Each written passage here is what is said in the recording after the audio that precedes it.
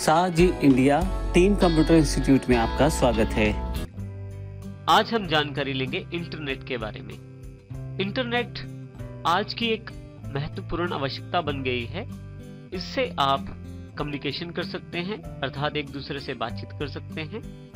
आप ऑनलाइन कुछ भी इंफॉर्मेशन प्राप्त कर सकते हैं, अर्थात सर्चिंग कर सकते हैं।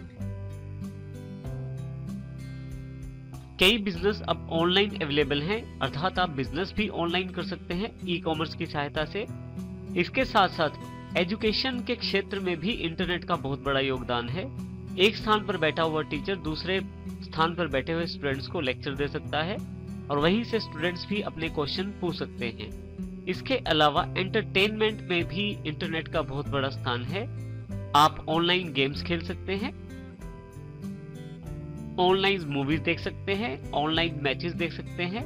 तो इंटरनेट बहुत बड़ी आवश्यकता बन गई है।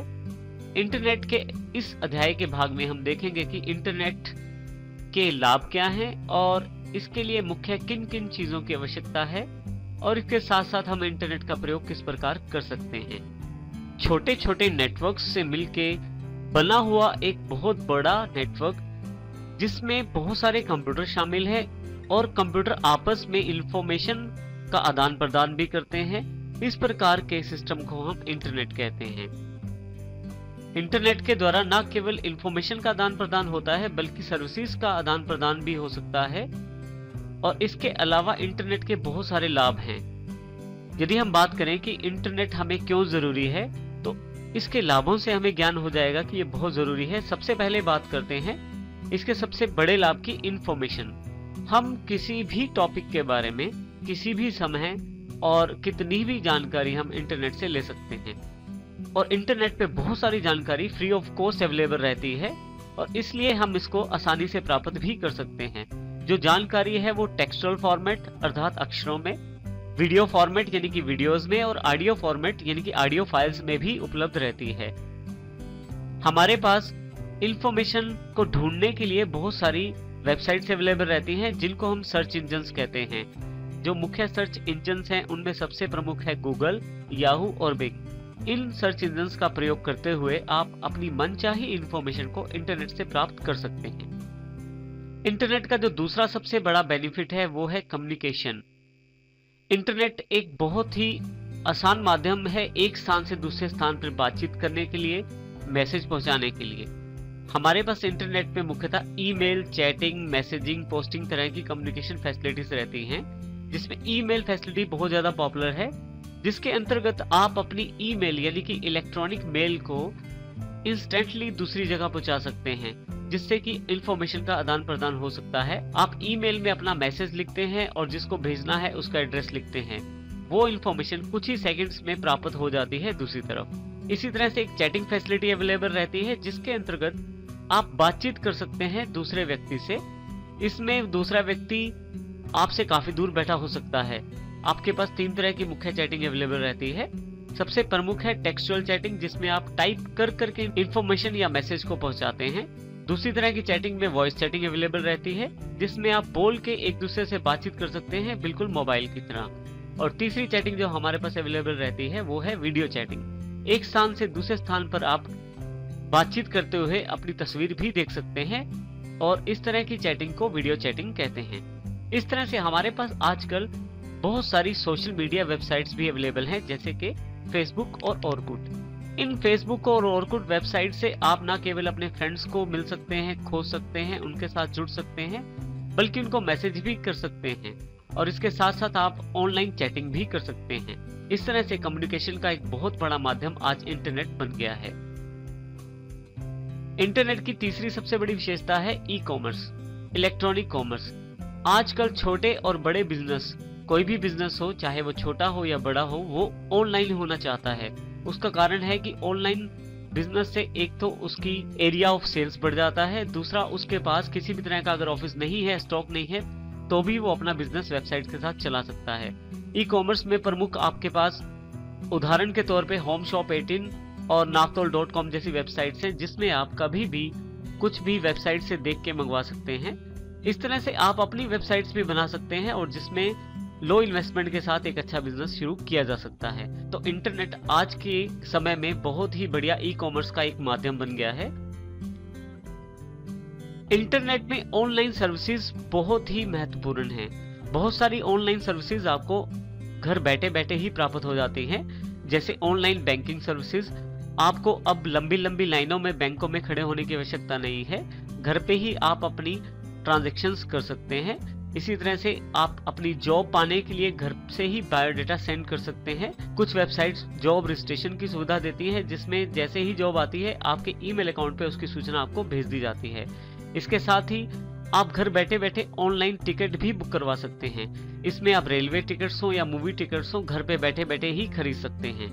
इसके अतिरिक्त आप ऑनलाइन पेमेंट भी कर सकते हैं, जिसमें electricity bill payment, telephone bill payment, mobile payment, तो ये सभी चीजें आप घर बैठे बैठे ही कर सकते हैं। तो बहुत सारी इस तरह की सर्विसेज ऑनलाइन अवेलेबल हैं जो इंटरनेट में एक महत्वपूर्ण योगदान रखती हैं, जो कि इंटरनेट का एक बहुत बड़ा वरदान है। इन सब चीजों के पश्चात एक मुख्य चीज जो एंटरटेनमेंट है वो भी इंटरनेट से आपको अवेलेबल हो जाता है। मान लीजिए आप किसी कारण से अपना सीरियल नहीं देख पाए या मूवीज नहीं देख पाए, ऑनलाइन बहुत सारी वेबसाइट्स हैं जो आपको सीरियल्स और मूवीज देखने की मदद करती हैं, जैसे कि youtube.com, जिसमें आप अपना मनचाहा सीरियल कभी भी देख सकते हैं। इसके अलावा आप वहां ऑनलाइन सॉन्ग्स भी सुन सकते हैं, और अब तो वेबसाइट्स ऑनलाइन क्रिकेट मैचेस भी लाइव टेलीकास्ट करती हैं। आप घर बैठे बैठे मैचेस भी देख सकते हैं इंटरनेट की सहायता से।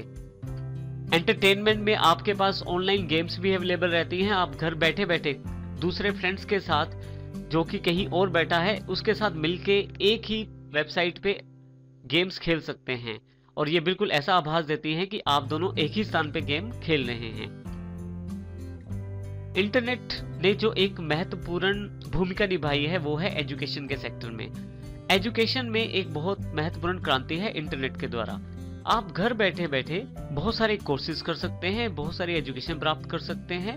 बहुत सारे कॉलेजेस और स्कूल्स अब इंटरनेट के माध्यम से जुड़ चुके हैं, और आजकल बहुत सारी क्लासेस ऑनलाइन ही अवेलेबल हो गई हैं, जिसमें आप इंटरनेट से बैठे बैठे कहीं दूसरे स्थान पर बैठे व्यक्ति से क्लासेस अटेंड कर सकते हैं, और आप चाहें तो उनसे क्वेश्चन भी पूछ सकते हैं। तो इंटरनेट एक बहुत बड़ा वरदान साबित हुआ है एजुकेशन सेक्टर में।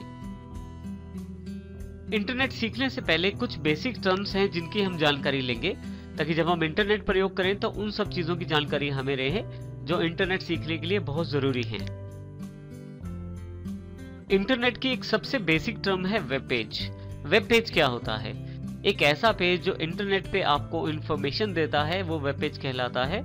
वेब पेज आपको इंफॉर्मेशन टेक्स्ट अर्थात लिखे हुए अक्षरों में, ऑडियो अर्थात आवाज में, वीडियो और एनिमेशन इफेक्ट्स के साथ ही आपको इंफॉर्मेशन प्रदान करता है। कुछ वेब पेजेस ऐसे होते हैं जो एक फिक्स तरह की इंफॉर्मेशन देते हैं, जैसे कि हिस्ट्री पेजेस, जिसमें आप इंफॉर्मेशन जो है वो पुरानी हर बार मिलती है आपको। लेकिन कुछ वेब पेजेस ऐसे होते हैं जिन पे इंफॉर्मेशन साथ साथ बदलती रहती है, जैसे एक रेलवे रिजर्वेशन का पेज जो जैसे ही सीटें बुक होती हैं या कैंसिल होती हैं आपको उसकी जानकारी उपलब्ध करवाता है। और ऐसे ही cricket live telecast web page, जिसमें स्कोर्स जैसे जैसे बदलता है उसकी स्कोरिंग की जानकारी आपको वेब पेज पे अवेलेबल रहती है। तो वेब पेज एक माध्यम है आपको इंफॉर्मेशन देने का। वेबसाइट क्या होती है? यदि हम वेबसाइट की बात करें तो website collection of web pages होती है, अर्थात बहुत सारे वेब पेजेस को अगर इकट्ठा कर दिया जाए और एक यूनिट में बांध दिया जाए तो उसे हम वेबसाइट कहते हैं। हर वेबसाइट का एक अपना अलग एड्रेस होता है। वेबसाइट में बहुत सारे मल्टीपल सोर्सेज से इंफॉर्मेशन इकट्ठी रहती है, और इसको हम और ये प्रॉपर्ली ऑर्गेनाइज रहती है वेब पेजेस के रूप में, जो कि इकट्ठी कर दी जाती है और ये एक वेबसाइट कहलाती है। हर वेबसाइट का एक अपना अलग एड्रेस होता है, उस वेबसाइट को दूसरी वेबसाइट से अलग रिप्रेजेंट करता है। हर एक वेबसाइट का अपना एक कार्य हो सकता है, जैसे कि उदाहरण के तौर पे रेलवे की वेबसाइट, जिसमें आप रेलवे की टिकटिंग की जानकारी ले सकते हैं, उनकी ट्रेन सिस्टम की जानकारी ले सकते हैं। इसी तरह से एयर टिकट रिजर्वेशन की वेबसाइट अलग हो सकती है, जिसमें एयर टिकट्स खरीदी जा सकती हैं और उनको रिजर्व किया जा सकता है। तो वेबसाइट्स का प्रयोग कर सकते हैं आप अपनी जानकारी प्राप्त करने के लिए, जो मुख्यतः वेब पेजेस से बनी होती है।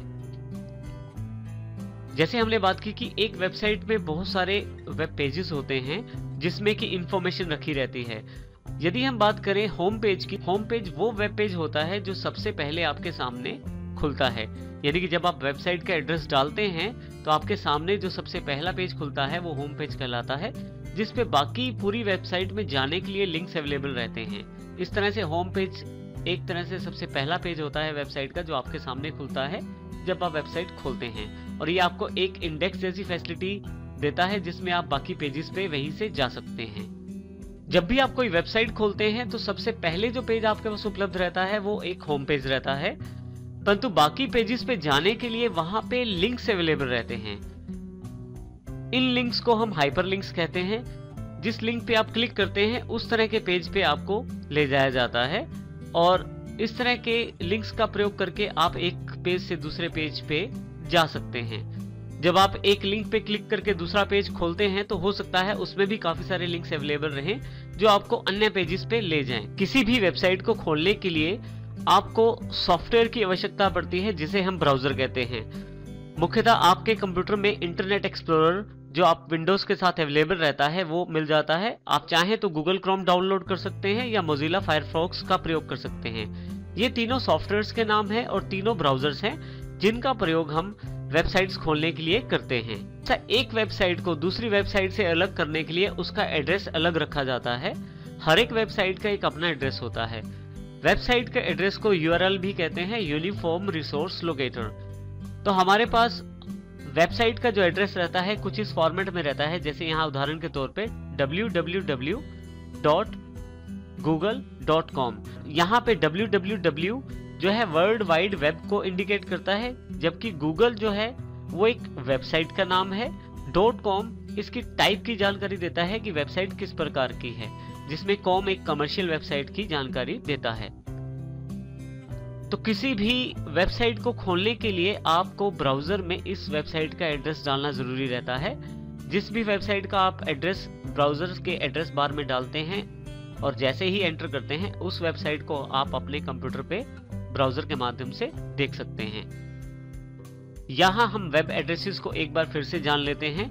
वेबसाइट का जो एड्रेस होता है उसमें यदि हम यहाँ ध्यान दें तो ये एक वेबसाइट का एड्रेस दिया गया है, http://2 है और उसके बाद www.yahoo.com। इसमें सबसे पहला भाग http:// ये आपको ये जानकारी देता है कि वेबसाइट की जानकारी का आदान प्रदान करने के लिए एक स्पेशल रूल को फॉलो किया गया है, जो रूल है HTTP अर्थात हाइपर टेक्स्ट ट्रांसफर प्रोटोकॉल। इसी के साथ दूसरा जो भाग है www, ये जानकारी देता है कि आपकी वेबसाइट जो है वो इंटरनेट अर्थात वर्ल्ड वाइड वेब पे अवेलेबल है। और इसी तरह से नेक्स्ट जो पार्ट है वो है वेबसाइट का नाम। यहाँ पे हम वेबसाइट www. के पश्चात हम वेबसाइट का नाम डालते हैं।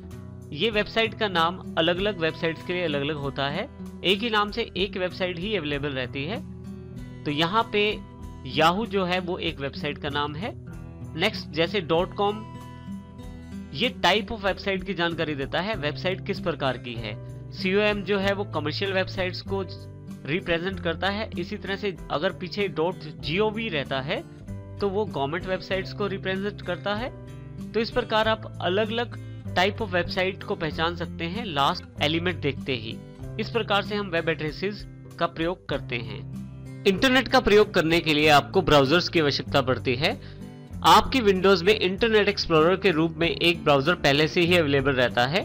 यदि आप यहाँ स्टार्ट बटन के साथ नीचे देखें तो ये ई जैसा जो निशान है ये इंटरनेट एक्सप्लोरर जो कि एक ब्राउजर है जिस सॉफ्टवेयर से आप इंटरनेट प्रयोग कर सकते हैं, ये उसका निशान है। इसी तरह से यदि आप यहाँ देखें तो ये गूगल क्रोम का निशान है, ये भी एक ब्राउजर है, online free of cost available रहता है। यदि आपके पास यहाँ क्विक आइकॉन्स में ये अवेलेबल नहीं है तो आप स्टार्ट पे क्लिक करें, आपके सामने स्टार्ट बार खुल जाएगी। इंटरनेट एक्सप्लोरर खोलने के लिए आप देखें, यदि आपने रिसेंटली यूज किया है तो यहाँ पे अवेलेबल हो जाएगा, अन्यथा आप ऑल प्रोग्राम्स पे क्लिक करें।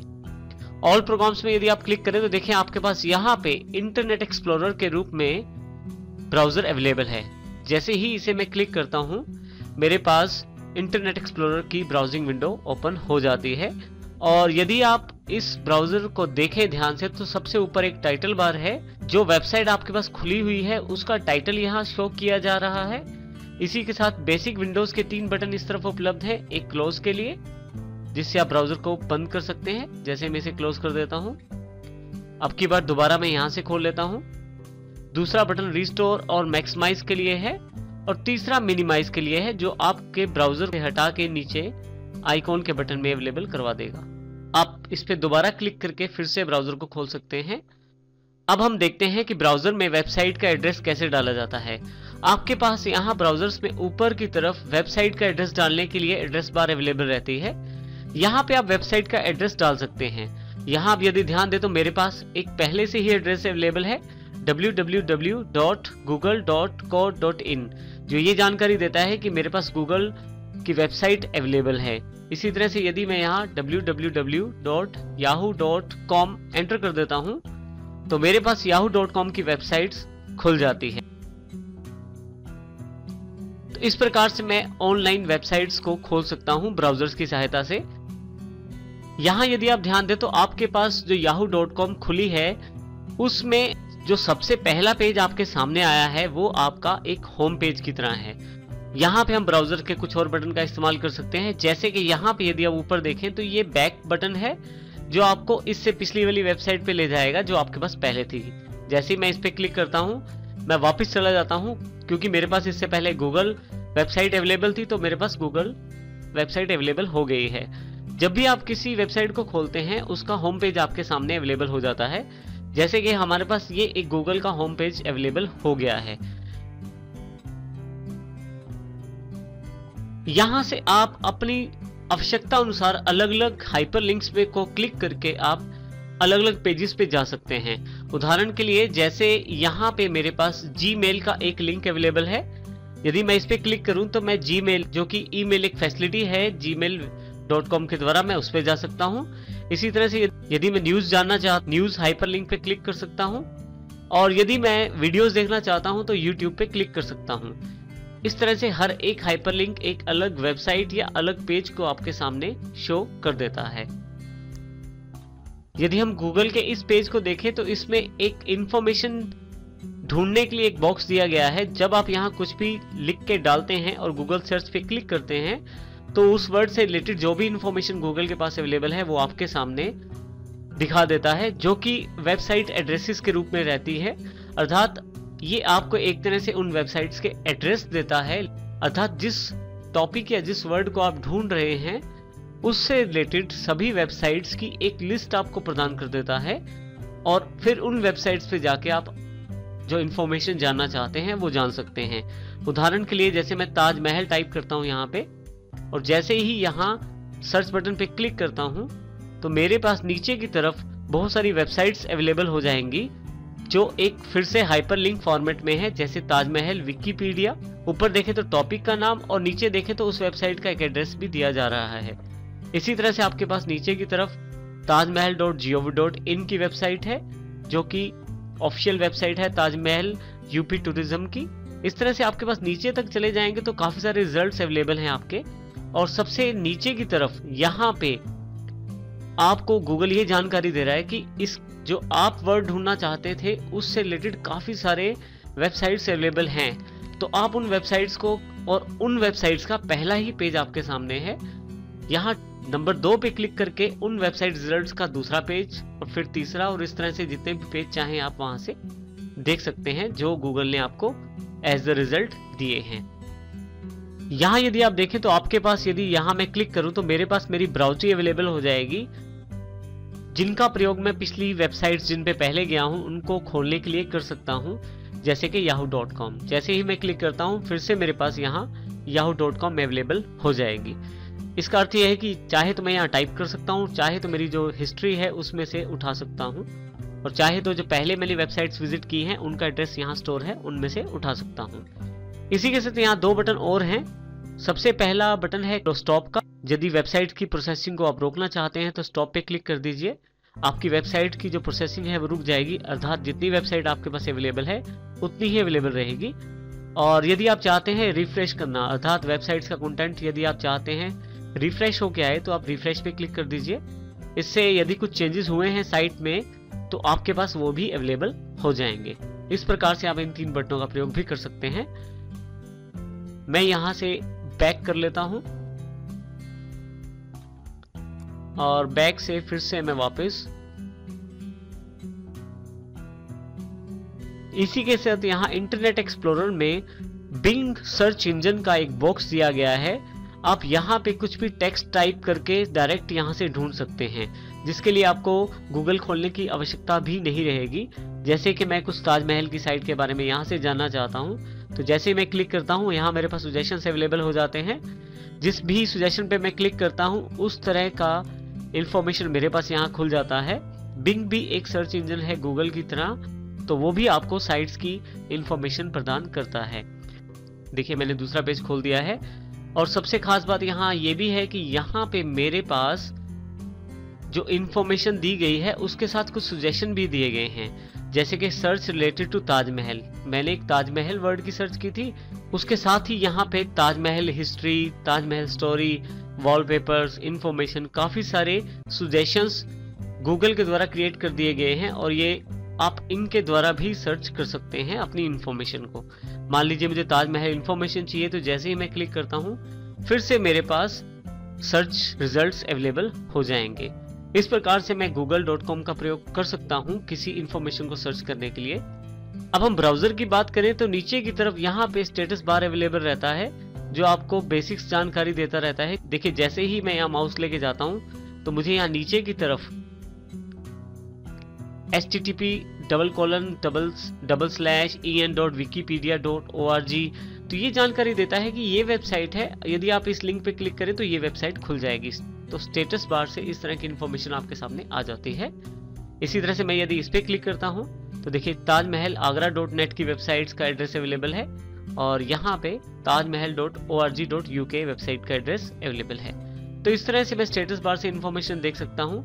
आप चाहे तो आप कंटेंट को जूम करके भी देख सकते हैं। इसके लिए यहाँ बिल्कुल राइट हैंड साइड पे स्टेटस बार के जूम लेवल दिया गया है।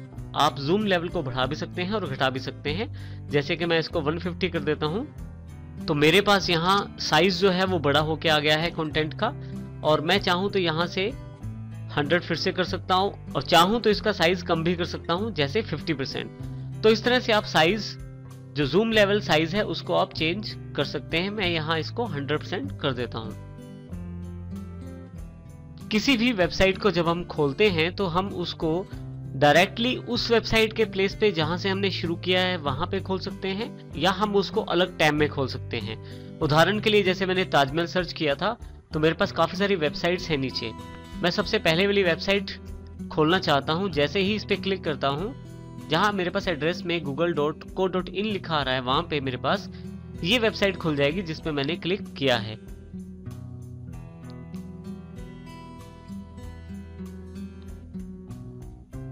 तो यदि आप यहाँ ध्यान से देखें तो मेरे पास एड्रेस ऊपर बदल गया है और यहाँ पे वो वेबसाइट खुल गई है जिसको मैंने क्लिक किया था। जिस वेबसाइट के हाइपरलिंक पे मैंने क्लिक किया था वो वेबसाइट मेरे पास अवेलेबल हो गई है। यहाँ से मैं बैक जा सकता हूँ फिर से गूगल पे वापस जाने के लिए। जिस वेबसाइट को मैंने क्लिक किया था उस वेबसाइट का जो कलर है वो पर्पल हो गया है, जबकि बाकी वेबसाइट्स का कलर अभी ब्लू ही है। इसका अर्थ ये है कि जो वेबसाइट्स में विजिट कर चुका हूँ, जिन वेबसाइट्स में जा चुका हूँ, उन वेबसाइट्स का कलर पर्पल हो गया है। ये यही दर्शाता है कि आप इन वेबसाइट्स पे जा चुके हैं। और जो बाकी वेबसाइट्स हैं जिन पे अभी आप नहीं गए हैं और जिनके लिंक्स यहाँ अवेलेबल हैं, वो लिंक्स अभी भी ब्लू कलर में हैं। आप यदि यहाँ ध्यान दें तो जब आप माउस को यहाँ लेके जाते हैं तो देखिए एक हाथ का आइकॉन अवेलेबल हो जाता है जो उस वेबसाइट के साथ हाइपरलिंक की जानकारी आपको देता है। अर्थात इस टेक्स्ट के साथ एक हाइपरलिंक जुड़ा है जो कि इस वेबसाइट पे आपको लेके जाएगा। आप यदि नीचे वाले टेक्स्ट पे जाएं तो वहां पे कोई भी हाथ अवेलेबल नहीं है, जो ये जानकारी देता है कि ये जो टेक्स्ट है आपका ये हाइपरलिंक के साथ कनेक्टेड नहीं है, या ये जो टेक्स्ट है ये आपका हाइपरलिंक टेक्स्ट नहीं है।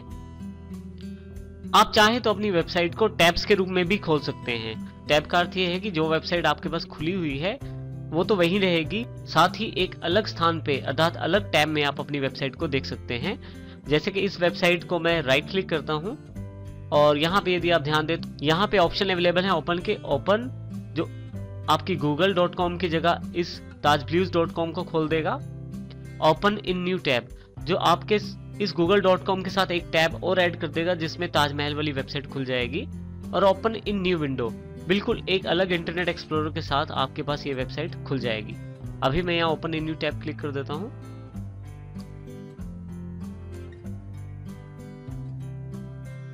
आप देखेंगे कि एक टैब आपके पास अवेलेबल हो गई है, ताजमहल टाइटल है जिसमें यदि मैं इस पे क्लिक करूं तो मेरे पास ताजमहल वाली वेबसाइट यहाँ अवेलेबल हो गई है।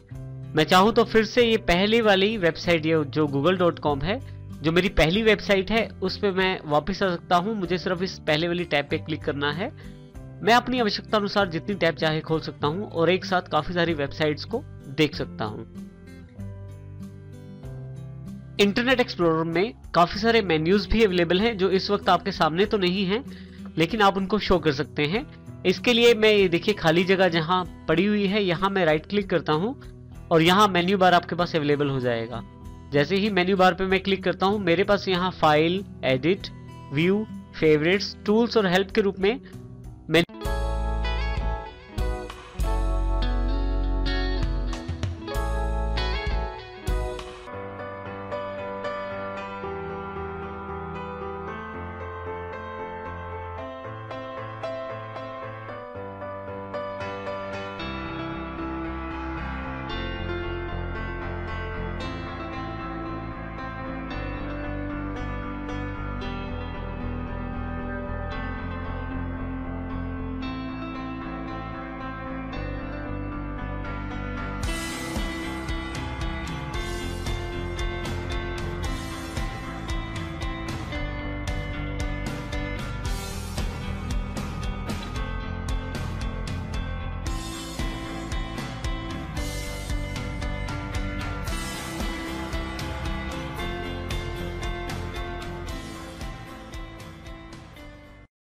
मेन्यूज अवेलेबल हो जाते हैं।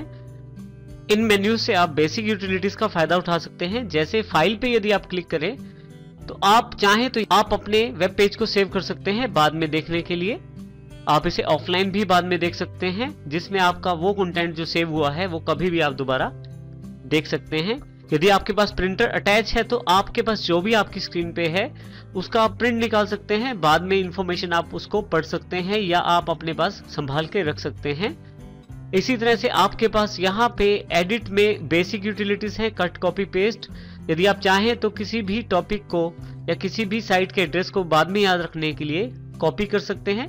जैसे इस एड्रेस को मैं सिलेक्ट कर लेता हूँ, राइट क्लिक करके इसे कॉपी कर लेता हूँ और यहाँ से मैं नोटपैड खोल लेता हूँ और इसमें मैं इसे पेस्ट कर देता हूँ, ताकि मुझे जिस एड्रेस से मैंने कंटेंट लिया है या जो मेरे लिए इंपॉर्टेंट है उसको मैं अपने पास सेव करके रख सकता हूं। इसी तरह से आप चाहें तो व्यू में आप टूल बार्स ऑन ऑफ कर सकते हैं। जैसे मेन्यू बार अगर आपको नहीं चाहिए तो आप ऑफ कर सकते हैं यहां से, और यदि आपको फिर से चाहिए तो यहां जैसे पहले राइट क्लिक करके मेन्यू बार फिर से ले सकते हैं। व्यू पे आपके पास और भी बार्स हैं जिनको आप ऑन ऑफ कर सकते हैं यहीं से। जैसे फेवरेट बार मुझे नहीं चाहिए तो मैं क्लोज कर देता हूं और इसी तरह से कमांड बार भी क्लोज कर देता हूं। और यदि आप फिर से इन बार्स को लाना चाहते हैं तो टूल बार से फिर से इन्हें आसानी से लेके आ सकते हैं। और इसी तरह से यदि आप चाहें तो आप अपने पेज को रिफ्रेश कर सकते हैं। आप यहां से जूम भी सेट कर सकते हैं जैसे हमने नीचे से किया था। और इसी तरह से आप टेक्स्ट साइज, जो पेज का जो टेक्स्ट साइज है उसको भी बड़ा कर सकते हैं। जैसे इसे मैं लार्जर कर देता हूं तो देखिए मेरे पास जो कंटेंट, जो मेरे पास वेबसाइट्स के जो अक्षर हैं वो बड़े हो गए हैं। फिर से मैं व्यू पे जाके टेक्स्ट साइज को मीडियम कर देता हूं। आप चाहें तो व्यू पे क्लिक करके आप फुल स्क्रीन क्लिक कर सकते हैं। फुल स्क्रीन से सभी बार्स हट जाएंगी और केवल आपके पास इंटरनेट एक्सप्लोरर का जो कंटेंट वाला पार्ट है वही दिखाया जाएगा। आप इसे फिर से छोटा करने के लिए F11 का दोबारा यूज कर सकते हैं। F11 इसकी शॉर्टकट की है। F11 से ही आप इसको फुल स्क्रीन कर सकते हैं और F11 से आप इसको दोबारा छोटा कर सकते हैं। किसी वेबसाइट को यदि आप फ्रीक्वेंटली यूज करते हैं या विजिट करते हैं तो आप उसको अपने फेवरेट्स में भी ऐड कर सकते हैं। इसके लिए फेवरेट्स मेन्यू पे जाएं, क्लिक करें, ऐड टू फेवरेट कर दें। जिस नाम से आप उस वेबसाइट को अपने पास फेवरेट्स में ऐड करना चाहते हैं वो दे सकते हैं। और आप चाहें तो यहाँ से नया फोल्डर क्रिएट करके भी आप अपनी फेवरेट वेबसाइट्स को अलग से ऑर्गेनाइज कर सकते हैं। यहाँ इसे मैं ऐड कर देता हूँ। और दोबारा इस साइट को देखने के लिए यदि आप फेवरेट्स पे जाएं तो नीचे की तरफ यहाँ जो वेबसाइट का जो लिंक है वो अवेलेबल हो गया है। नेक्स्ट टाइम आप यहीं से क्लिक करके डायरेक्ट अपनी फेवरेट वेबसाइट खोल सकते हैं। यदि आप चाहते हैं कि आपने जो वेबसाइट्स विजिट की हैं, जिन वेबसाइट्स पे आप गए हैं, उन वेबसाइट्स का रिकॉर्ड अपने ब्राउजर से हटाना चाहते हैं, टूल्स पे जाएं और डिलीट ब्राउजिंग हिस्ट्री कर दें। इसके लिए आप शॉर्टकट का प्रयोग कर सकते हैं जो कि कंट्रोल शिफ्ट और डेल है, जो आपके सामने यहाँ दिया गया है। डिलीट ब्राउजिंग हिस्ट्री करते ही आपका जो ब्राउजिंग हिस्ट्री है वो सारा हटा दिया जाएगा और जो भी आपने पेज विजिट किए थे वो पेज अब ब्राउजर अपनी मेमोरी में नहीं रखेगा और ना ही कोई उन्हें देख पाएगा। यहाँ पे एक सबसे इंपॉर्टेंट ऑप्शन सबसे लास्ट में है इंटरनेट ऑप्शंस के रूप में। जब भी आप अपना ब्राउजर खोलते हैं तो आपके पास सबसे पहला पेज कौन सा है, वो पेज का एड्रेस आप यहाँ स्टोर कर सकते हैं। जैसे यहाँ पे www.google.co.in है, तो जैसे ही मैं इंटरनेट एक्सप्लोरर खोलता हूँ मेरे पास google.co.in का पेज खुल जाता है। आप चाहें तो आप अपनी रिक्वायरमेंट के अकॉर्डिंग इस पेज को बदल सकते हैं। जिस पेज का एड्रेस यहाँ देंगे वो पेज आपके पास सबसे पहले अवेलेबल हो जाएगा जब आप ब्राउजर ओपन करेंगे। इसी तरह से यहाँ पे भी आपका ब्राउजिंग हिस्ट्री डिलीट करने का बटन है, आप चाहे तो यहाँ पे डिलीट प्रेस कर सकते हैं। इसके अतिरिक्त delete browsing history on exit, जब भी आप एग्जिट करें तो डिलीट हो जाए आपकी ब्राउजिंग हिस्ट्री, आप इसको सिलेक्ट भी कर सकते हैं और यहाँ आप इन ऑप्शंस को एप्लीकेबल करने के लिए ओके कर सकते हैं। फाइनली आपके पास माइक्रोसॉफ्ट द्वारा हेल्प प्रदान की गई है। किसी भी टॉपिक की हेल्प यदि आप जानना चाहते हैं तो आप इंटरनेट एक्सप्लोरर हेल्प का प्रयोग कर सकते हैं। जैसे ही आप इस पे क्लिक करते हैं इंटरनेट एक्सप्लोरर से रिलेटेड सारी हेल्प आपके पास अवेलेबल हो जाएगी। यहाँ आपके सामने विंडोज हेल्प एंड सपोर्ट का एक विंडो ओपन हो गया है जिसमें आप अपने इंटरनेट एक्सप्लोरर की जानकारी ले सकते हैं। किसी पर्टिकुलर टॉपिक के बारे में जानने के लिए आपको केवल यहाँ लिखना है और उसकी इंफॉर्मेशन भी आपके पास यहाँ नीचे अवेलेबल हो जाती है। बार बार इन मेन्यूज में जाने के बजाय आप डायरेक्टली मेन कमांड्स अपने टूल बार से चला सकते हैं। जैसे कि मेरे पास यहाँ फेवरेट बार अवेलेबल है। यदि आप समय बचाना चाहते हैं और बार बार इन मेन्यूज पे नहीं जाना चाहते तो आप कुछ ऑप्शंस को आप टूल बार्स की सहायता से प्रयोग कर सकते हैं। इसके लिए आप उन टूल बार्स को जो आप ज्यादा प्रयोग करते हैं यहाँ रख सकते हैं। जैसे मैं राइट क्लिक करके फेवरेट बार क्लिक कर देता हूँ तो मेरे पास यहाँ फेवरेट बार अवेलेबल हो जाती है। फेवरेट बार पे यदि मैं यहाँ क्लिक करूँ तो देखें आपके पास यहाँ बिल्कुल वही लिंक अवेलेबल है जो मेरे पास मैंने फेवरेट्स में ऊपर स्टोर किया था। तो आप इस तरह से बार्स का प्रयोग कर सकते हैं। कुछ बार्स जब आप कोई पर्टिकुलर वेबसाइट विजिट करते हैं तो वो अपनी प्रमोशन के लिए भी आपके ब्राउजर में ऐड कर देते हैं। आप चाहें तो उनको हटा भी सकते हैं। जैसे कि मेरे पास यही राइट क्लिक करके ये अवास्ट की एक बार मेरे पास अवेलेबल है जो कि एक एंटीवायरस के द्वारा एक बार प्रदान की गई है। यदि मैं इसे क्लोज करना चाहता हूं तो मैं यहाँ क्लिक कर देता हूं। मेरे पास ऑप्शन मांगा जाएगा do you want to disable this add on. यदि मैं डिसेबल करना चाहता हूं तो डिसेबल कर देता हूं। तो आप देखेंगे कि यहाँ से अवास्ट वाली जो बार है वो हट गई है। इस प्रकार से आप अपने ब्राउजर की बेसिक ऑप्शंस का प्रयोग कर सकते हैं। इंटरनेट में ईमेल एक बहुत इंपॉर्टेंट फैसिलिटी है जिसका प्रयोग हम ईमेल सेंड करने और रिसीव करने में कर सकते हैं और इसका सबसे बड़ा लाभ ये है ये कुछ ही सेकंड्स में दूसरे व्यक्ति के पास हमारा मेल चला जाता है, पहुंच जाता है। इसीलिए इसे ईमेल यानी कि इलेक्ट्रॉनिक मेल कहते हैं। ये एक ऐसा सिस्टम है जिसमें हम मेल्स रिसीव कर सकते हैं, मेल्स को सेंड कर सकते हैं और उनको बाद में प्रयोग करने के लिए स्टोर भी कर सकते हैं। हमें ईमेल अकाउंट प्रयोग करने के लिए दो चीजों की आवश्यकता होती है। एक यूजर नेम जो हमारी आइडेंटिटी होता है और दूसरा हमारे पास एक पासवर्ड जिससे हम अपना ईमेल अकाउंट खोल सकते हैं। ये दोनों चीजें यूजर नेम और पासवर्ड हम जब ईमेल अकाउंट बनाते हैं तो हमें ये दोनों प्राप्त हो जाती हैं। यहाँ एक खास बात ये है हम जिस वेबसाइट पे ईमेल बनाते हैं उसका नाम हमारे ईमेल यूजर नेम के साथ जुड़ जाता है। जैसे यहाँ यदि हम ध्यान दें तो isstworld@gmail.com isstworld मेरा यूजर नेम है और एट के बाद वाला जो नाम है उस वेबसाइट का है जहाँ मेरा ईमेल अकाउंट है। यदि हम दूसरा एग्जांपल देखें वरिंदर सिंह 2079 ये मेरा यूजर नेम है। @yahoo.com का अर्थ है कि मेरा जो ईमेल अकाउंट है वो yahoo.com वेबसाइट पे अवेलेबल है। बहुत जरूरी है कि आप दोनों चीजों को अलग अलग रखें। वेबसाइट का एड्रेस बिल्कुल अलग प्रकार से शो किया जाता है और ईमेल एड्रेस बिल्कुल अलग प्रकार से शो किया जाता है। जैसे यहाँ उदाहरण के तौर पे www.google.com एक वेबसाइट का एड्रेस है और isstworld@gmail.com एक ईमेल का एड्रेस है। तो इस प्रकार से दोनों में भिन्नता रहती है, इन दोनों में कोई भी कंफ्यूजन मत रखिएगा। ईमेल की सुविधा का प्रयोग करने से पहले आपके पास ईमेल अकाउंट होना चाहिए।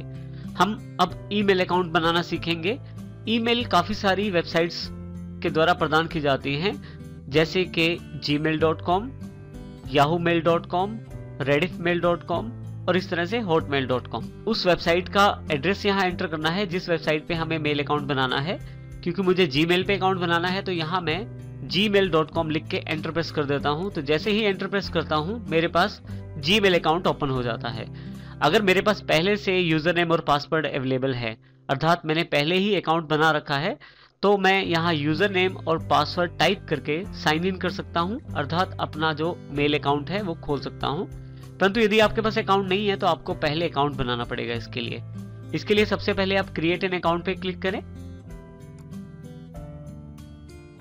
जैसे आप क्रिएट एन अकाउंट पे क्लिक करते हैं तो आपके पास यहाँ पे कुछ बेसिक इंफॉर्मेशन मांगी जाती है जिसके आधार पे आपका अकाउंट बनाया जाता है। जैसे मेरे पास यहाँ पे जानकारी मांगी जा रही है, तो यहाँ मैं सबसे पहली जो फील्ड है वो है नाम। सबसे पहले यहाँ देखें आप, डिम लेटर्स में लिखा हुआ है फर्स्ट और यहाँ लिखा हुआ है लास्ट, अर्थात आप यहाँ फर्स्ट नेम टाइप करें और यहाँ पे लास्ट नेम। तो यहाँ मैं फर्स्ट नेम टाइप कर देता हूँ और यहाँ लास्ट नेम टाइप कर देता हूँ।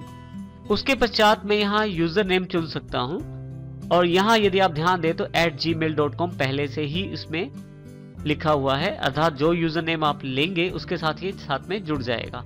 तो यहाँ मैं अपना यूजर नेम सेट कर लेता हूँ।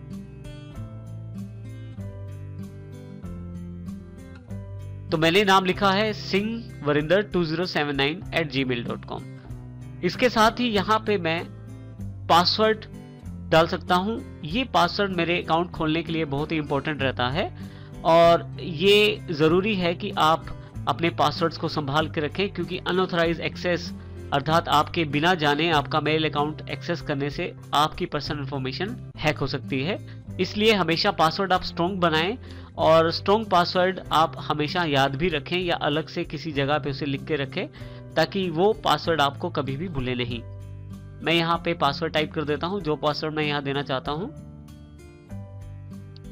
जब आप टाइप करते हैं आपको यहाँ पे जीमेल के द्वारा पासवर्ड स्ट्रेंथ बताई जा रही है कि आपका जो पासवर्ड है वो कितना स्ट्रॉन्ग है।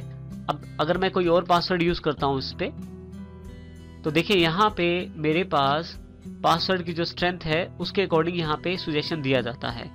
तो मान लीजिए मैं स्ट्रेंथ कम कर देता हूँ, तो देखिए यहाँ पे मेरे पास एक एरर अवेलेबल है कि पासवर्ड जो है वो 8 कैरेक्टर का होना चाहिए और पासवर्ड जो है वो आपका स्ट्रॉन्ग होना चाहिए, जिसमें आप लेटर्स, नंबर्स और कैरेक्टर्स का प्रयोग भी कर सकते हैं। तो यहाँ मैं अपना पासवर्ड टाइप कर देता हूँ दोबारा, जो सही पासवर्ड है जिससे मैं मेल ओपन करना चाहता हूँ। इसी तरह से यही पासवर्ड मुझे दोबारा कंफर्म करने के लिए डालना पड़ेगा। अगर ये पासवर्ड मैच नहीं होंगे तो आपको यहाँ पे एक एरर आ जाएगा। सपोज करें यहाँ मैं हटा देता हूँ तो देखिए यहाँ पे एक एरर आ गया, this passwords don't match, try again. तो आप पासवर्ड जो है वो सही रखें, दोनों तरफ अगर सही होगा तो आपके पास एरर नहीं आएगा। इसके बाद बर्थडे, आप डेट ऑफ बर्थ बताएं यहाँ पे।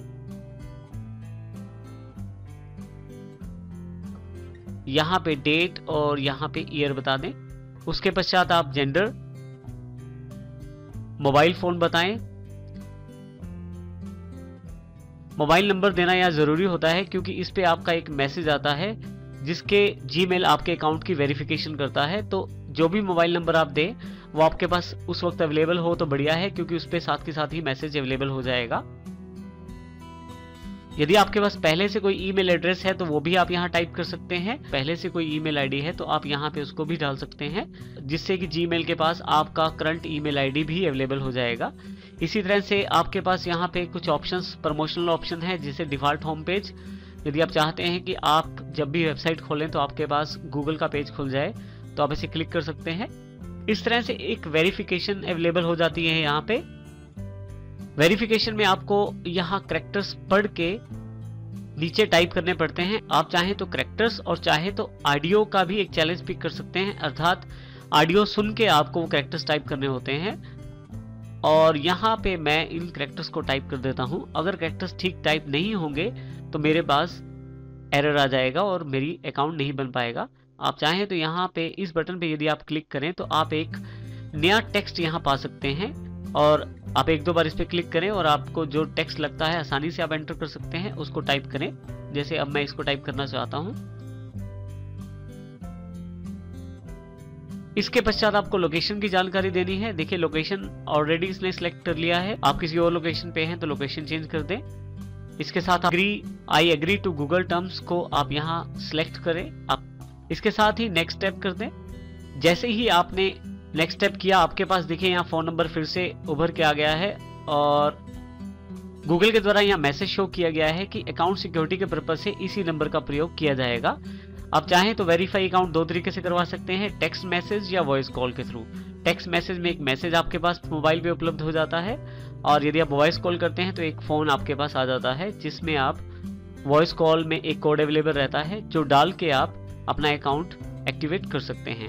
मैं यहाँ टेक्स्ट मैसेज सेलेक्ट कर लेता हूँ। जैसे ही कंटिन्यू करता हूँ, मेरे पास यहाँ वेरीफाई योर अकाउंट के लिए एक मैसेज अवेलेबल हो जाता है मोबाइल पे। मुझे वो मैसेज मेरे मोबाइल से पढ़ना है और इसमें फीड करना है। तो जो भी कोड मेरे मोबाइल पे अवेलेबल हुआ है वो मैं यहाँ फीड कर दूंगा। ये हर बार अलग कोड अवेलेबल होता है, और जैसे ही आप एंटर करते हैं आप इसके पश्चात कंटिन्यू कर सकते हैं।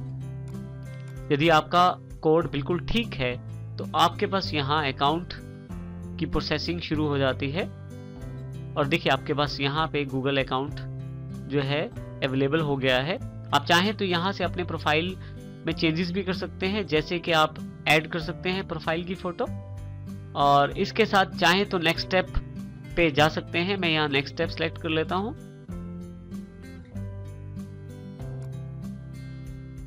जैसे ही नेक्स्ट स्टेप जाता हूं तो मेरे पास यहाँ इंफॉर्मेशन अवेलेबल हो जाती है। आपका ईमेल अकाउंट अवेलेबल हो गया है, और जो ईमेल अकाउंट है वो यहाँ पे आपको दिखाया गया है। ये मेरे पास नया ईमेल अकाउंट मेरा बन गया है। इस अकाउंट के साथ मैं अपने मैसेजेस को सेंड और रिसीव कर सकता हूँ, और उनमें मैनेज भी कर सकता हूँ, और बाद के प्रयोग के लिए उन्हें स्टोर भी कर सकता हूँ। यहाँ पे मैं कंटिन्यू टू जीमेल कर देता हूँ। जैसे ही कंटिन्यू टू जीमेल करता हूं, देखिए मेरे पास यहाँ मेरे ईमेल अकाउंट की लोडिंग होनी शुरू हो गई है, अर्थात ईमेल अकाउंट ओपन होने जा रहा है। यदि आपके पास नेट काफी स्लो हो तो आप इस ऑप्शन का प्रयोग भी कर सकते हैं, लोड बेसिक एचटीएमएल का, जिससे कि आपका नेट स्लो होने के पश्चात भी आपका जो ईमेल अकाउंट है आपके पास अवेलेबल हो जाएगा। अब यहाँ पे आपके पास एक वेलकम मैसेज है, यहाँ मैं इसे क्लोज कर देता हूँ। देखिए जैसे ही मैं यहाँ पे कंटिन्यू करता हूँ, मेरे पास मेरा जो ईमेल अकाउंट है मेरे सामने आ जाता है। ये एक बेसिक व्यू है ईमेल अकाउंट का। लेफ्ट साइड पे आपके पास बेसिक ऑप्शन है, जैसे कि इनबॉक्स, जिससे आपके पास जो मेल्स आई हैं या रिसीव हुई हैं उनको आप चेक कर सकते हैं। स्टार रेट पे यदि आप क्लिक करें तो यहाँ पे अभी मैसेज खाली है। आप चाहें तो कुछ मैसेजेस को आप स्टार रेट करके अपने पास यहाँ सेव कर सकते हैं। इसी तरह से इंपॉर्टेंट मेल्स एक अलग से सेगमेंट है, आप यहाँ इंपॉर्टेंट मेल्स को सेव कर सकते हैं। यदि आपने कोई मेल भेजी हुई है इस अकाउंट से तो सेंट मेल से आप वो मेल्स चेक भी कर सकते हैं। इसी तरह से ड्राफ्ट्स हैं, यदि आप कोई मेल लिख लेते हैं और उसी समय आप उस मेल को नहीं भेजना चाहते तो आप उसको ड्राफ्ट्स में सेव कर सकते हैं और बाद में आवश्यकता पड़ने पे उसे सेंड भी कर सकते हैं। नई मेल लिखने के लिए आपके पास कंपोज का एक बटन अवेलेबल रहता है, इस बटन का प्रयोग करके आप नई मेल लिख सकते हैं। इसके अतिरिक्त इस तरफ आपके प्रोफाइल की जानकारी दी गई है। यहाँ यदि मैं क्लिक करूं तो मेरे पास मेरा नाम, मेरे अकाउंट का नाम और अकाउंट की बेसिक डिटेल्स दी गई हैं, और इसी तरह से यहाँ से मैं साइन आउट भी कर सकता हूँ, अर्थात अपने मेल से बाहर आ सकता हूँ। अब मैं इसे साइन आउट करता हूँ और यहाँ से बाहर आ जाता हूँ। इस प्रकार से आप अपना अकाउंट बना सकते हैं। ईमेल अकाउंट बनाते समय कुछ खास बातें भी हैं, जैसे कि हमारे पास यहाँ बिल्कुल ईमेल का फॉर्म वही अवेलेबल है जो मैंने कुछ समय पहले भरा है। अगर मैं उसी नाम को दोबारा लेने की कोशिश करता हूं तो someone already has that user name, try another, एक मैसेज जीमेल की तरफ से आ गया है कि आप ये नाम का यूज नहीं कर सकते क्योंकि ऑलरेडी इस नाम का यूजर पहले से अवेलेबल है। तो आपको ये नाम बदलना पड़ेगा और आप फिर इसका प्रयोग कर सकते हैं। इसी तरह से कोई फील्ड जिसमें आप कोई भी वैल्यू नहीं भरते, तो आपके पास उसका भी एक एरर मैसेज अवेलेबल हो जाता है। जैसे यहाँ पे एक एरर मैसेज अवेलेबल हो गया है, you can't leave this empty. तो इसका अर्थ है कि आपको ये सभी फील्ड्स भरनी जरूरी हैं। और इसी तरह से तीसरी जो एरर हमने बात की थी, यदि आपका पासवर्ड मैच नहीं करता, जो आपने क्रिएट ए पासवर्ड बॉक्स और कंफर्म योर पासवर्ड बॉक्स में डाला है, तो आपके पास फिर से एक एरर आ जाएगा जो कि आपको बताएगा कि आपका पासवर्ड मैच नहीं कर रहा। तो इस तरह के एरर आप चेक कर सकते हैं और इस तरह के बेसिक एरर्स को दूर करके आप अपना अकाउंट बना सकते हैं। क्योंकि अब मेरा अकाउंट बन गया है तो अब मैं अपने अकाउंट को लॉगिन कर सकता हूं, अर्थात अपने अकाउंट को खोल सकता हूं। जब भी आप अपने ईमेल अकाउंट को एक्सेस करना चाहते हैं तो आपको फिर से यहाँ एड्रेस बार में उस वेबसाइट का एड्रेस देना है जिस वेबसाइट पे आपका ईमेल अकाउंट अवेलेबल है। जैसे मेरा अकाउंट gmail.com पे है तो यहाँ मैं gmail.com टाइप करके एंटर कर देता हूँ, तो मेरे पास यहाँ जीमेल अवेलेबल हो जाएगी। अब यहाँ यदि देखें तो क्योंकि मेरे पास अब अकाउंट है तो यहाँ यूजर नेम और पासवर्ड डाल के मैं साइन इन कर सकता हूँ। तो यहाँ सबसे पहले मैं यूजर नेम डालता हूँ, जो भी यूजर नेम है। यहाँ पे आपको पासवर्ड टाइप करना है, जो पासवर्ड आपकी जीमेल अकाउंट का है। यदि इनमें से कोई भी इंफॉर्मेशन ठीक नहीं होगी तो आपके पास एरर मैसेज आ जाएगा। अभी मैं साइन इन करता हूं इसे। जैसे साइन इन करते हैं तो आपके पास यहाँ पे एक मैसेज अवेलेबल हो जाता है, do you want Internet Explorer to remember this password. क्या आप चाहते हैं कि इंटरनेट एक्सप्लोरर जो आपका ब्राउजर है आपके द्वारा दिए गए इस मेल पासवर्ड को याद रखे। तो मोस्टली जब हम अपने पर्सनल कंप्यूटर पे काम करते हैं तो हम चाहते हैं कि हमारे पासवर्ड सेव रहे उसमें। लेकिन जब आप कहीं साइबर कैफेज या बाहर किसी पब्लिक प्लेस पे इंटरनेट का यूज करते हैं या किसी दूसरे के कंप्यूटर पे कार्य करते हैं तो आप चाहते हैं कि आपका जो मेल का पासवर्ड है या किसी भी तरह का कोई पासवर्ड है वो आपका ब्राउजर उसे स्टोर ना रखे। इसके लिए आप यहाँ don't offer to remember any more passwords को सिलेक्ट कर सकते हैं और यहाँ पे इसे नो कर सकते हैं। तो आपका जो ये पासवर्ड है ये स्टोर नहीं किया जाएगा जीमेल के द्वारा। जब भी आप मेल अकाउंट खोलते हैं तो इस तरह का अकाउंट आपके सामने आ जाता है, जिसमें सबसे पहले हम 3 मुख्य भाग देखते हैं। यहाँ सबसे पहले टू, यहाँ पे हमें उस व्यक्ति का मेल आईडी देना है जिसको हम मेल करना चाहते हैं। यदि हम एक से अधिक व्यक्तियों को मेल करना चाहते हैं तो कोमा लगा के या @cc और @bcc के साथ एक से अधिक व्यक्तियों को एक साथ मेल कर सकते हैं। साथ ही हमें यहाँ पे सब्जेक्ट देना है, अर्थात हमारा जो मैसेज है वो किस सब्जेक्ट किस विषय से रिलेटेड है वो हम यहाँ बता सकते हैं। जब भी मेल भेजी जाती है तो दूसरे व्यक्ति के पास ये सब्जेक्ट हाईलाइटेड होकर मेल मैसेज के रूप में पहुंचता है, जिससे कि वो सब्जेक्ट को देखकर मेल पढ़ता है।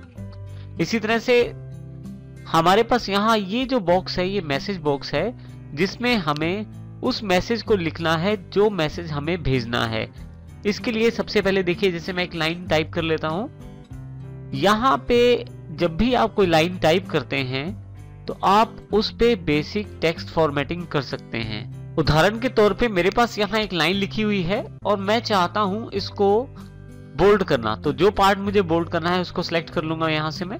यहाँ पे देखें तो बेसिक टेक्स्ट फॉर्मेटिंग के बहुत सारे ऑप्शंस अवेलेबल हैं, बारी बारी से हम इनको देखते हैं। सबसे पहले बोल्ड, जैसे ही मैं क्लिक करता हूँ यहाँ पे देखिए मेरा जो टेक्स्ट है वो बोल्ड हो गया है। इसी तरह से यदि आप इटैलिक करना चाहते हैं तो जो वर्ड या जो लाइन इटैलिक करनी है उसको सिलेक्ट कर ले, यहाँ पे इटैलिक पे क्लिक कर दें। इसी तरह से अंडरलाइन, आप चाहें तो यहाँ से फॉन्ट का स्टाइल अलग कर सकते हैं। जैसे देखिए मैं फॉन्ट का स्टाइल डिफरेंट कर देता हूँ यहाँ से।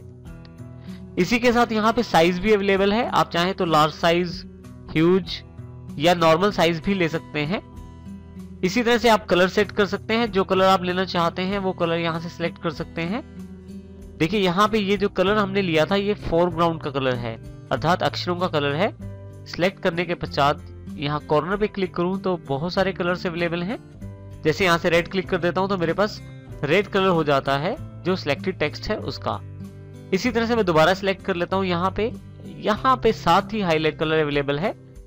इसको अगर मैं सिलेक्ट कर लेता हूं तो ये कलर जो टेक्स्ट मैंने सिलेक्ट किया है उसकी बैक साइड पे अवेलेबल होता है। देखिए यहाँ पे इस तरह से मेरे पास ये बैक साइड पे अवेलेबल हो गया है। इसी के साथ नेक्स्ट ऑप्शन जो हमारे पास है वो इंसर्ट इमोशन आइकॉन्स का है। यदि आप यहाँ क्लिक करें तो काफी सारे इमोशन आइकॉन अवेलेबल हो जाएंगे। जैसे कि यहाँ आपके पास काफी सारे आइकॉन्स अवेलेबल हैं जो कि इमोशन आइकॉन्स हैं। आप जैसा आइकॉन चाहते हैं वो क्लिक कर सकते हैं। इन आइकॉन्स के साथ अपने भावों को आप व्यक्त कर सकते हैं। और इसी के साथ आपके पास यहाँ लिंक का बटन भी अवेलेबल है। यदि आप चाहते हैं किसी वर्ड के साथ आप किसी साइट का लिंक जोड़ना चाहते हैं तो वो भी आप दे सकते हैं। इसके लिए आप सेलेक्ट कर ले पहले किसी वर्ड को, उसके पश्चात यहाँ पे लिंक पे क्लिक करें। आपके पास वेबसाइट का एड्रेस पूछा जाएगा और आप यहाँ एक वेबसाइट का एड्रेस डाल सकते हैं जिस भी वेबसाइट को आप लिंक करना चाहते हैं। और यदि आप ईमेल एड्रेस चाहते हैं लिंक करना तो वो भी आप यहाँ क्लिक करके दे सकते हैं। जैसे ही ओके करता हूँ यहाँ पे मेरे पास देखिए लिंक अवेलेबल हो जाता है। इसी के साथ यहाँ पे आपके पास नंबर लिस्ट अवेलेबल है। मान लीजिए मैं कुछ टाइप करना चाहता हूँ और उसको मैं नंबरिंग देना चाहता हूँ तो सिलेक्ट करके नंबरिंग दे सकता हूँ। और इसी तरह से बुलेटिन लिस्ट भी दे सकता हूँ। मैं यहाँ से चाहूँ तो इंडेंट कर सकता हूँ टेक्स्ट को, जो टेक्स्ट सिलेक्टेड है। और इसी के साथ यहाँ पे कोड्स प्रोवाइड किए जा सकते हैं